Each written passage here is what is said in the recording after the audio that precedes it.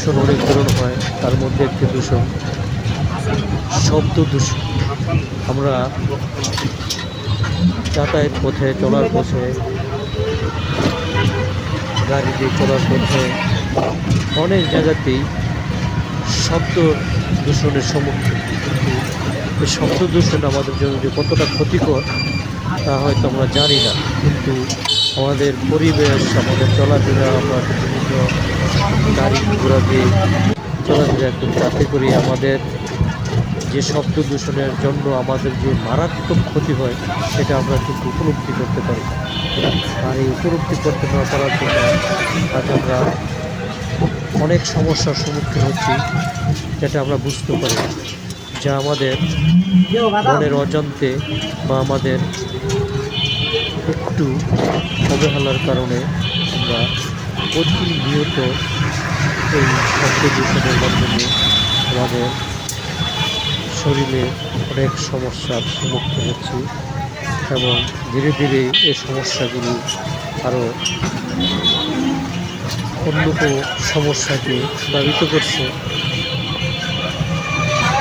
যে সমস্যাগুলো নিয়ে আমরা কখনো চিন্তা করি না, বা এটাকে আমরা সমস্যা হয়তো মনেও করি, কিন্তু আমাদের শরীরে বা আমাদের মনে, আমাদের মধ্যে যে সমস্যাগুলো সৃষ্টি করতে, যেটা আমরা উপলব্ধি করতে পারি, এই জন্য আমাদের এই সমস্যা।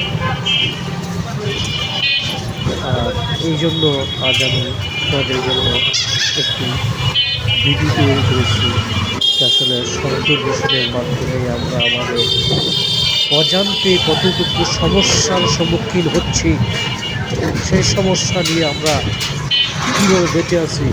আল্লাহ তাআলার অশেষ রহমত, যে রহমতের জন্য আজ আমরা বেঁচে আছি। কিন্তু আমরা যদি একটু চিন্তা করে দেখি, আমাদের এই শব্দ দূষণ আমাদের শরীর থেকে কত ধরনের সমস্যার সৃষ্টি হচ্ছে, আমাদের শরীরকে নিস্তেজ করে দিচ্ছে।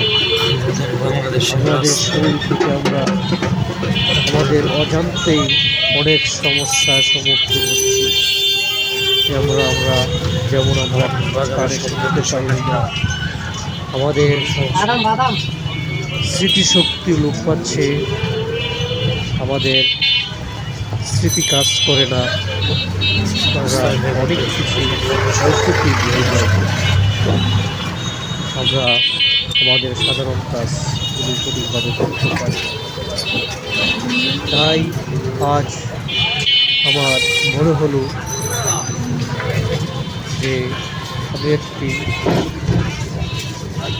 এই ধরনের ভিডিও তৈরি করি, এবং আপনাদের এই শব্দ দূষণ, আমাদের পরিবেশের যে দূষণ, সেই দূষণ কীভাবে আমাদের ক্ষতি করছে আপনারা লক্ষ্য করলে দেখবেন, প্রতিনিয়ত আমরা এই শব্দ দূষণের সম্মুখীন হচ্ছি।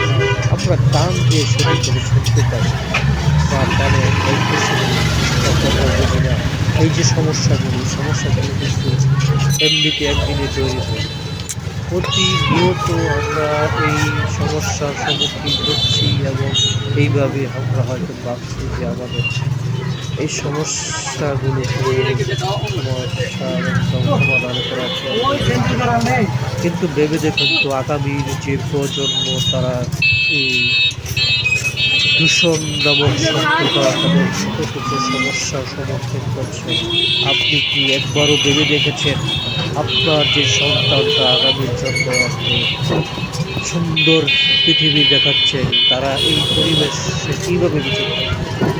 তাদের সুন্দর ভবিষ্যতের কথা চিন্তা করে আমাদের এই পরিবেশটাকে সুন্দর করা, এই শব্দ দূষণ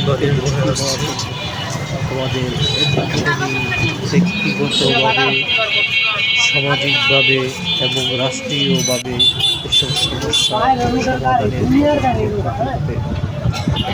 আমরা পারবো একটি দূষণমুক্ত পরিবেশে আমাদের আগামী প্রজন্মকে বাঁচিয়ে রাখতে এবং একটি সুন্দর পরিবেশ। তাহলে চলুন আমরা আজ এই প্রতিজ্ঞায় আবদ্ধ হই, যেন আমাদের ভবিষ্যৎ প্রজন্মকে একটি সুন্দর পরিবেশ দিতে পারি, এবং এই দূষণমুক্ত পরিবেশ থেকে আমরা ফিরে আসতে পারছি। ধন্যবাদ, সকলে ভালো থাকবেন।